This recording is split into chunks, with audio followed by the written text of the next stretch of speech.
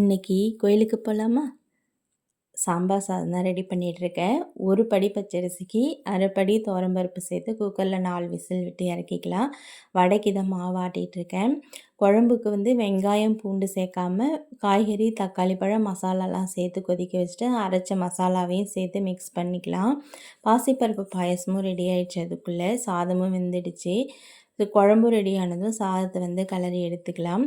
தாளிப்புக்கு முந்திரி, கடுகு, கருவேப்பிலை, வரமிளகாய் சேர்த்து நல்லா தாளித்து நெய் தேவையான அளவு நெய் ஊற்றிக்கலாம். எவ்வளோக்கு எவ்வளோ நெய் ஊற்றுறோமோ அவ்வளோக்கு அளவுக்கு நல்லாயிருக்கும்.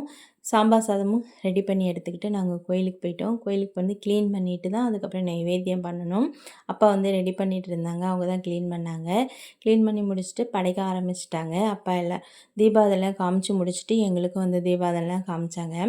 நைட்டுக்கும் படைக்கிற வேலை இருக்குது. அதுக்கப்புறம் போய் திரும்பவும் க்ளீன் பண்ணிவிட்டு கழுவி விட்டுட்டு நைட்டுக்கு புளி சாதம், தயிர் சாதம், சுண்டல் இது எல்லாமே வச்சு நைட்டு 11 மணி வரைக்கும் படைக்கணும். படைச்சு முடிச்சுட்டு வந்தவங்களுக்கு எல்லாருக்கும் பிரசாதம் கொடுத்துட்டு வந்துட்டோம். தேங்க்யூ.